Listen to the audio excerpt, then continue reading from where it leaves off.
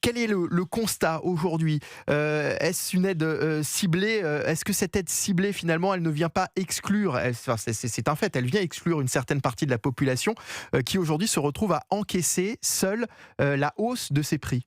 Andrea Cotarac. Non, mais écoutez, nous, on avait proposé depuis très longtemps la baisse de la TVA de 20 à 5,5 sur le carburant, l'électricité, le gaz. Pourquoi ? Parce qu'on a constaté qu'un Français sur trois, pas 3 millions de travailleurs, un Français sur trois a du mal aujourd'hui à payer ses factures énergétiques. On a constaté que l'augmentation des prix du carburant a fait en sorte qu'on va avoir un ralentissement de la croissance. Vous avez vu chez les agriculteurs, chez les pêcheurs, chez les transporteurs. Et au-delà de ça, l'augmentation des prix en général sont le fait du blocus du détroit d'Ormuz par Donald Trump, qui fait exploser non seulement le carburant, mais aussi le kérosène. Les aéroports européens ont expliqué que d'ici à 3 semaines, il y aura probablement des pénuries de kérosène, et donc des avions au sol, et donc des plans sociaux peut-être derrière. On aura des pénuries sur les engrais azotés pour l'agriculture. On va avoir des pénuries sur l'hélium, vous savez, ce gaz qui est utilisé à la fois dans l'industrie, mais aussi dans les scanners, dans nos hôpitaux. Bref, c'est l'ensemble de notre économie qui aujourd'hui est essoufflée. Quoi qu'il en soit, ces décisions du président américain, on le voit, elles nous dépassent. C'est-à-dire qu'on doit faire avec et on doit justement composer avec. Vous avez parfaitement raison, mais on constate aussi que c'est depuis 2022 que nous qu'on propose la baisse de la TVA de 20 à 5,5. Donc ce qui prouve que dans ce genre de circonstances, là aussi nous avions raison. Je vous rappelle qu'à l'époque, on expliquait que nous étions des brels, des incompétents, des tordus, des amateurs, etc. On constate aujourd'hui que les pays européens autour de nous font ce que nous avions proposé il y a 2 ans. Et on constate même, figurez-vous, que la présidente de la Commission européenne aujourd'hui incite les États à baisser les taxes sur le carburant. Pourquoi ? Parce qu'on a constaté qu'avec l'augmentation des prix du carburant, l'État s'engraisse. L'État aujourd'hui a pris dans ses caisses 2 milliards d'euros en plus que la normalité normalement. Donc on constate bien que quelqu'un prend cet argent. Donc il faut baisser les taxes sur le carburant et en même temps contrôler les marges des pétroliers. Alors pourquoi est-ce que le gouvernement persiste et signe pour le moment? Je dis pour le moment puisque Sébastien Lecornu a aussi déclaré hier que si la situation venait à s'aggraver, il y aurait peut-être d'autres propositions. Donc pour le moment, pourquoi est-ce que le gouvernement persiste et signe? Écoutez les explications de Maud Bréjon, la porte-parole du gouvernement qui était ce matin sur Europe 1 et CNews. On a aujourd'hui un déficit qu'on doit tenir à 5%. Pourquoi ? Parce que ce qu'on dépense aujourd'hui, c'est de l'argent que les Français, d'une manière ou d'une autre, que ce soit par les impôts ou par moins d'investissements dans les secteurs publics essentiels que sont encore une fois santé, sécurité, éducation, les Français paieront d'une façon ou d'une autre si on dépense trop aujourd'hui. La porte-parole du gouvernement, Maud Bréjon, invitée ce matin sur Europe 1 et CNews. Le gouvernement affirme ne pas vouloir dépenser l'argent qu'il n'a pas. Ça peut s'entendre. Aujourd'hui, ce message, il passe plus. Ça s'entend s'ils sont arrivés au pouvoir il y a 1 an. La réalité, c'est que ça fait 10 ans qu'ils sont au pouvoir et qu'ils ont rajouté 1 000 milliards de dettes au pays. Donc, ce serait préférable qu'ils nous disent ça en 2017. Ils ne l'ont pas fait. Aujourd'hui, ils sont victimes de leur propre bilan. Et d'autre part, Maud Bréjon, je l'ai écoutée aussi, elle considère que le budget, c'est un peu un tableau Excel. Voilà, il faut faire des économies ou pas. Ben non, un budget, ce sont des choix politiques. Alors effectivement, baisser la TVA sur le carburant, l'énergie et le gaz, ça coûte. Nous, on l'a budgétisé à 10,6 milliards d'euros, c'est vrai. Mais on le finance. On le finance sur l'immigration, par exemple. 6 milliards d'économies sur les prestations sociales qu'on distribue aux primo-arrivants qui n'ont pas cotisé, c'est 6 milliards. Sur l'AME, sur l'Union européenne en baissant de 8 milliards la contribution de la France à l'Union européenne, puisque nos voisins le font, on est les seuls à ne pas le faire. Sur France Télévisions, bref, sur tout un tas de sujets, nous faisons des économies pour rendre cet argent aux Français. La politique, ce sont des choix et le budget est le premier texte essentiel de la politique. Donc tout tourne autour de ça. Vous dites la politique, c'est des choix. Quel regard est-ce que vous portez lorsque vous voyez qu'aujourd'hui, on peut s'interroger sur le timing, le président de la République se retrouve en déplacement pour lancer un vaste plan d'une série de 150 grands projets qu'il souhaite mettre en place et qu'il souhaite associer à sa méthode dite Notre-Dame ou sa méthode dite des Jeux Olympiques. Le président de la République est en déplacement sur ce terrain-là aujourd'hui. Est-ce que finalement c'était le moment de parler de ça aujourd'hui ? Je ne sais pas si c'était le moment ou pas. En tout cas, ce qui est sûr, c'est qu'il y a des mesures d'urgence à prendre aujourd'hui parce que la situation est urgente. Et d'autre part, Emmanuel Macron, il présente ses grands projets, etc. Alors, je ne sais pas encore à quoi ça correspond. On se souvient des batteries dans le Nord, on se souvient des centres data et ces grands projets qu'il avait sortis. Mais dans le même temps, vous voyez bien que l'énergie, ça coûte. Vous voyez bien que quand on fait un plan d'électrification, notamment des voitures, il faut de l'électricité. Vous voyez bien que quand il faut faire des centres de data, eh bien, il faut une production nucléaire très importante. Nos centrales ne tournent pas du tout à 100%, mais presque entre 80 en tout cas %. Bref, vous voyez qu'il y a à chaque fois une incohérence. Il y a la publicité, la vitrine, et derrière, il y a la réalité. Je pense que l'interview de Maud Bréjon, c'est la réalité. Aujourd'hui, ce gouvernement n'a plus aucune marge de manœuvre après 10 années à avoir déclassé notre pays. Vous parliez tout à l'heure du regard que pouvaient avoir certaines personnalités de la classe politique sur le programme du Rassemblement national, notamment il y a quelques années sur les questions économiques. Jordan Bardella, dernièrement, a réclamé des excuses après la diffusion d'une fausse information relayée par Nathalie Loiseau, cette dernière a reconnu s'être fait piéger après avoir partagé une citation erronée d'Édouard Philippe. Au-delà de cet incident, qu'est-ce que révèle cette affaire aujourd'hui, Andrea Cotarac ? Je pense que d'abord, Madame Loiseau est piégée par la propagande de l'Union européenne depuis des années. Je veux dire, c'est une caricature ambulante, mais pour le coup, effectivement, elle s'est fait piéger. Elle a repris des fake news qui elles-mêmes avaient été créées par, il faut le dire, une forme de personnes qui gravitent autour du macronisme. Alors pour qu'on comprenne bien, je vais vous donner la parole sur ce sujet. Écoutez ce que disait ce matin le journaliste Thomas Bonnet, c'était sur CNews. Cet eurodéputé s'inscrit dans cette posture de l'extrême centre qui, faute de parvenir à convaincre sur ses idées, a décidé de mener la guerre aux prétendus faux discours. Ceux-là même qui voudront demain réguler les réseaux sociaux participent à des opérations de manipulation sur la base de citations erronées. Alors que la campagne présidentielle va s'ouvrir, on voit que l'avance du RN dans les sondages risque de pousser les uns et les autres à toutes les dérives. Plutôt que d'aller sur le fond, de discuter du programme économique du RN, il y aurait beaucoup de choses à dire. Les doutes du patronat existent, c'est vrai, on pourrait en discuter sur le fond, mais plutôt, à la place, certains préfèrent être tentés par le confort de la désinformation. Voilà qui annonce ce qui risque de se passer ces prochains mois, où le camp du bien semble décidément prêt à tout pour défendre son précaré, même aux manœuvres les plus grossières. Thomas Bonnet, donc sur CNews. Jordan Bardella parle d'une fake news orchestrée, vous le disiez, par des réseaux macronistes. Qu'est-ce que ça veut dire ? Est-ce que vous avez des informations précises non, il suffit de regarder les comptes qui ont publié dès les premiers instants cette fake news contre notre président Jordan Bardella pour comprendre qu'ils ne sont pas ni du RN ni de la France Insoumise, mais bien du bloc central. Je partage tout à fait ce qu'a dit votre confrère Thomas Bonnet, c'est-à-dire qu'on a aujourd'hui à l'extrême centre un refus de débattre des idées. On nous parle de rigueur en matière budgétaire alors que ce sont eux qui sont les pires. Nathalie Loiseau nous parle de paix et de stabilité alors que pour le coup, toutes les positions qu'elle a prises à l'échelle internationale sont plutôt bellicistes et nous emmènent droit au mur. On a fait la guerre énergétique alors qu'on ne produit pas d'énergie dans notre pays, la guerre au pétrole et au gaz russe alors qu'on ne produit pas de pétrole. Bref, on voit que ces gens-là, finalement, évitent le débat de fond, évitent de regarder leur bilan et... Finalement, Madame Loiseau en est l'exemple. Elle a écrit un livre entier pour dire qu'elle luttait contre les fake news, pour qu'il y ait un débat transparent et démocratique. Et on voit aujourd'hui que c'est elle, non seulement qui diffuse les fake news avec ses amis macronistes, mais en plus que l'Union européenne aujourd'hui est tout sauf transparente.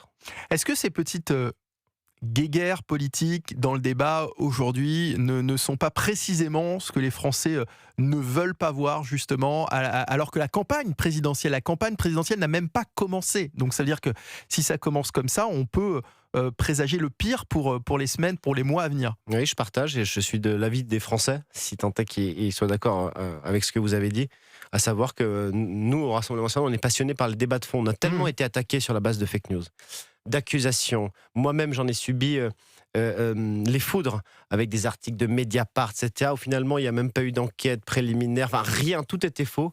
Mais la volonté était une et unique, celle de salir. Que nous nous sommes améliorés. Nous sommes aujourd'hui intransigeants avec nos candidats sur le fond, sur le travail, sur les idées, sur la compréhension de notre programme, sur le travail de nos députés, et que j'espère que nous ayons une campagne présidentielle 2027 transparente, stable, fluide, normale, où seules les idées et les arguments vont se confronter, mais certainement pas les fake news et autres accusations. Une campagne qui n'a pas commencé ? notamment pour le Rassemblement national, puisque pour le moment, aucune communication officielle autour de cette campagne n'est sortie de votre côté, et notamment ce qui concerne le choix d'un candidat ou d'une candidate.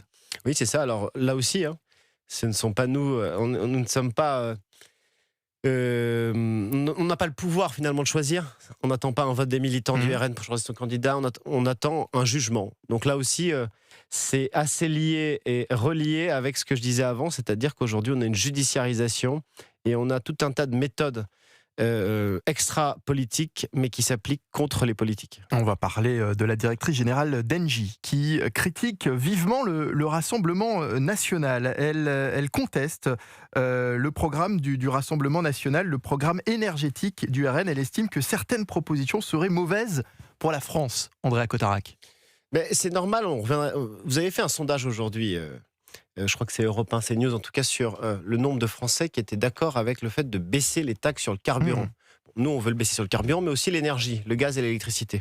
82% des Français, ils sont favorables. Pourquoi ? Mais parce que le travail ne paye plus. Parce qu'aujourd'hui, il y en a 1 sur 3 qui refuse de se faire soigner pour des raisons financières. 1 sur 3 qui n'arrive plus à payer ses factures énergétiques. Je ne sais pas si Catherine McGregor, la patronne d'Engie, est au courant, parce que... je pense qu'elle n'arrive pas à comprendre ce que vivent les Français. Madame McGregor gagne, je crois, 5,5 millions par an. Bon, alors, peut-être qu'elle est méritante, etc. Je ne reviens pas dessus, je ne l'accuse pas, mais je pense qu'elle n'a pas pris conscience de cette problématique chez les Français. Vous avez vu aussi qu'on a un taux de pauvreté record dans le pays, jamais enregistré depuis 1996, grâce au Mozart de la finance qui dirige ce pays depuis 10 ans. Vous avez vu qu'on a un record de défaillance d'entreprises dans ce pays, jamais enregistré, dont la première raison, c'est le coût de l'énergie pour les entreprises. Du boulanger jusqu'à l'industrie. Vous ne pouvez pas réindustrialiser le pays. Vous ne pouvez pas être compétitif si vous avez un coût de l'énergie extrêmement cher dans votre pays. Alors oui, Engie n'est pas d'accord avec le fait que nous souhaitions baisser le prix de l'énergie, que nous souhaitions délier le prix du gaz, de l'électricité sur le marché européen. Pourquoi ? Parce qu'elle vend de l'énergie.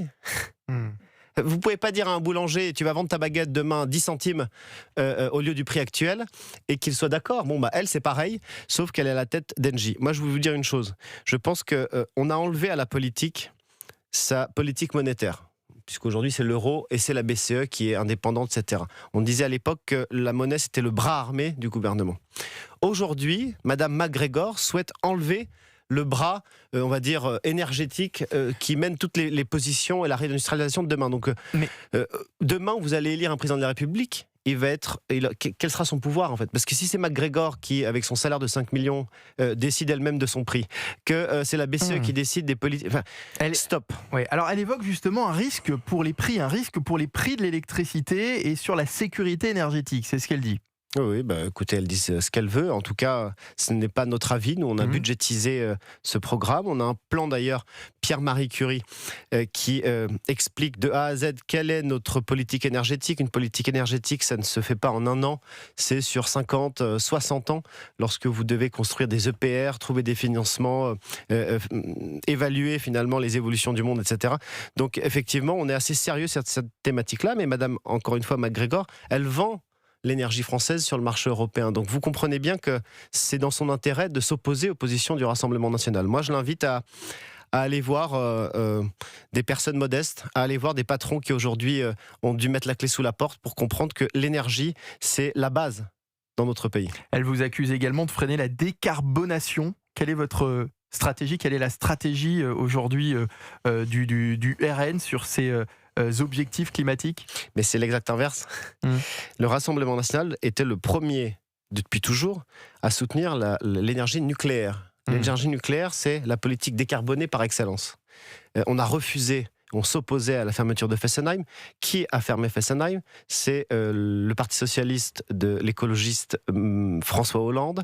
C'est le pragmatique Emmanuel Macron qui ont voulu faire comme leurs amis allemands. Sauf qu'en Allemagne, ils ont fermé les centrales nucléaires. Aujourd'hui, ce sont des centrales à charbon qui tournent à plein régime. C'est certainement très décarboné. Donc, si vous voulez, le programme du RN poussé vers le nucléaire, c'est ce qu'on a toujours défendu. Et d'ailleurs, c'est ce que confirme le rapport du GIEC. Vous savez que Madame Tondelier sort à chaque émission. Le GIEC, et il n'est pas d'accord avec Madame Tondelier. Le GIEC nous explique que dans ces 5 scénarios, il faut accentuer et pousser les politiques nucléaires pour justement décarboner la planète. Donc je pense que c'est le RN qui a à nouveau raison contre McGregor.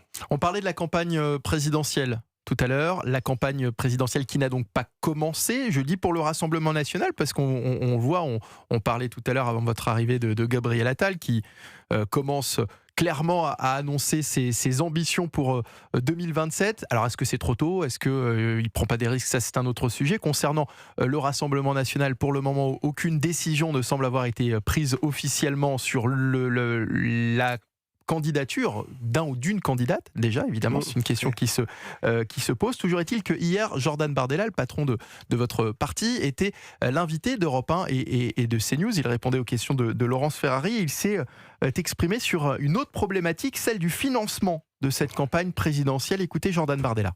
Nous avons toujours, de toute manière, eu des difficultés. Parce que nous avons été pendant très longtemps le seul parti politique auquel les banques françaises ont refusé de prêter, ce que je trouve anormal, parce que, encore une fois, un parti politique qui représente des millions de Français devrait pouvoir avoir accès à un financement par l'intermédiaire d'une banque, comme tous les autres mouvements politiques. Donc nous travaillons, nous démarchons. Pour l'instant, des démarches sont en cours, et j'ai bon espoir que les banques françaises puissent assurer et assumer, dans le cadre de cette élection présidentielle, pour tous les partis politiques et pour tous les candidats, un rôle, je dirais, de conscience démocratique. Jordan Bardella sur Europe 1 et CNews, c'était hier. Pour qu'on comprenne bien, Andréa Cotarac, ça veut dire concrètement qu'aujourd'hui, le Rassemblement national n'exclut pas un prêt à l'étranger pour financer sa prochaine campagne présidentielle. En fait, chaque parti politique fait un crédit dans une banque pour pouvoir financer sa campagne présidentielle. Et puis s'il ne dépasse pas les 5%, l'État ne lui rembourse pas. Donc je comprends qu'une banque puisse dire je ne veux pas prêter à je ne sais quel candidat parce que dans les sondages, il ne dépasse jamais 5%, c'est un risque pour nous, etc. Bon, soit. Mais là, en plus, c'est même pas le cas puisque le RN est favori et donc dépasse très largement, même avec un taux historique, les intentions de vote et que ça tombe toujours sur nous. C'est étrange quand même. Donc c'est quand même assez extraordinaire qu'un parti politique n'ait pas le même traitement que les autres dans le cadre d'une élection présidentielle. Comment est-ce que vous l'expliquez ? Pourquoi est-ce que effectivement c'est aussi difficile pour le Rassemblement national aujourd'hui d'obtenir un prêt dans une banque française aujourd'hui ? Écoutez, il faudrait que vous invitiez les patrons de banque, qu'ils expliquent eux-mêmes, puisqu'apparemment il n'y en a aucun qui veut prêter. Donc il y a bien une raison qui, moi, m'échappe, mais il y a bien une raison qui semblerait être essentielle pour eux de ne pas prêter au Rassemblement national, qui, je le répète, est favori dans les sondages. Mais je vous invite aussi, parce que souvent on a une mémoire courte, Emmanuel Macron lui-même avait pointé ce dysfonctionnement démocratique dans notre pays. Je veux dire, ça n'existe pas ailleurs. C'est français, c'est un problème franco-français. Et il avait proposé, à juste titre, moi j'étais d'accord, quand je suis d'accord avec le président, je le dis, j'étais d'accord avec son idée de banque pour la démocratie. C'est-à-dire que tous les partis iraient se financer dans cette banque de la démocratie pour permettre un traitement égal pour tous. Ça fait 10 ans. Ça permettrait une réelle indépendance politique et financière. Tout à fait. Puis il n'y aurait pas d'histoire d'aller chercher de l'argent à l'étranger, puis ensuite d'avoir Nathalie Loiseau qui va nous faire des tweets pour dire qu'on est soumis à telle ou telle banque étrangère. Voilà. Faites la banque pour la démocratie. Le problème, c'est que ça fait 10 ans qu'il l'a proposé, M. Macron, et que cette banque de la démocratie n'a toujours pas vu le jour. J'ajoute que même M. Bayrou l'avait proposé quand il était Premier ministre, là, je ne sais plus, il y a quelques mois, il avait dit si, je vais mettre en place la banque pour la démocratie. Bon, là aussi, il ne l'a pas fait. Donc, je ne sais pas s'ils veulent vraiment régler ce problème ou si, une fois de plus, ils font la communication, la vitrine, et derrière sont très contents que le RN soit en difficulté pour aller chercher de l'argent et financer tout simplement une campagne démocratique. Alors, c'est pas la première fois que le Rassemblement national se retrouve dans une situation comme celle-ci. Votre parti a déjà eu recours à des prêts contractés à l'étranger pour financer des campagnes. Oui, parce qu'on était contraints. On n'est pas allé à l'étranger par plaisir pour aller chercher une banque avec des taux d'intérêt énormes. Nous, on souhaiterait se financer en France, mais à chaque fois, on est refusé. Donc, je lance un appel sur votre antenne. Prêtez-nous de l'argent pour faire cette campagne. Une dernière question effectivement sur ce sujet. Évidemment que ce débat il vient alimenter beaucoup de critiques sur l'indépendance financière, sur l'indépendance financière et politique lorsqu'il s'agit en plus de ça d'une élection présidentielle et vis-à-vis d'autres pays qui pourraient finalement interférer sur la souveraineté d'un parti dans une telle campagne électorale. Mais d'abord, nous, notre situation financière est saine au Rassemblement national. On est le premier parti de France, on a le plus grand nombre de députés à l'Assemblée nationale, on a la première délégation de députés européens dans toute l'Europe, la première. Donc nos ressources sont saines et on gère l'argent en bon père de famille. En revanche, pour faire une campagne présidentielle, c'est des millions qu'il faut aller chercher. Et nous, si vous voulez, on ne veut ni se soumettre, d'ailleurs on ne s'est jamais soumis à une banque étrangère, à un État étranger. On demande aux banques françaises de prêter à un parti français. Point barre. Je veux dire, prêtez-nous de l'argent et tous ces débats seront mis de côté. On ne perdra pas ni de l'énergie, ni de l'encre, ni de la salive à commenter finalement l'incommentable, puisque c'est une situation, encore une fois, franco-française, où le premier parti de France n'arrive pas à se faire financer quand le dernier d'entre eux réussit à se faire financer par les banques. Il nous reste 2 minutes. Je voulais vous entendre, pour terminer, Andrea Cotarac, au sujet de Laurent Nunez, qui s'interroge sur la collaboration de l'État avec les mairies insoumises. Dans un discours prononcé au début du mois, le ministre de l'Intérieur a fait part de ses préoccupations quant à la coopération de l'État avec les villes dirigées par LFI, notamment Saint-Denis. Il fait référence évidemment au Stade de France et ce n'est pas neutre, nous dit Laurent Nunez. Le rôle de la police municipale les soirs de match, ce n'est pas neutre. S'ils ne jouent pas le jeu, ça va être compliqué. Allusion bien sûr au traumatisme lié à la finale de la Ligue des Champions en 2022. Quel regard est-ce que vous portez sur ce constat du ministre de l'Intérieur qui s'en préoccupe? Pourquoi cette prise de conscience et surtout pourquoi maintenant? Non, mais j'ai pas envie de faire l'avocat de la France Insoumise, mais la finale de la Ligue des Champions en 2022, c'était pas la France Insoumise qui gérait Saint-Denis. C'était M. Darmanin qui avait accusé Kevin et Matteo d'avoir foutu le bordel et les supporters anglais d'avoir attaqué des Français. Bon, tout le monde sait que c'est faux. Donc moi j'invite M. Nunez à arrêter de dire n'importe quoi. Parce qu'aujourd'hui il critique la France Insoumise parfois à juste titre. Je ne vais pas vous dire que je suis pour la France Insoumise, à juste titre. Mais à chaque élection, ils font alliance contre le Rassemblement national. Je rappelle que c'est la France Insoumise qui a réélu Madame Borne aux législatives. C'est la France Insoumise qui a réélu Monsieur Darmanin, qui est aujourd'hui ministre de la Justice, avec qui Monsieur Nunez travaille. Donc, soit ils font une séparation claire et nette avec la France Insoumise en expliquant qu'ils ont quitté le champ républicain, soit ils arrêtent de se moquer de nous. Merci Andrea Cotarac. Merci.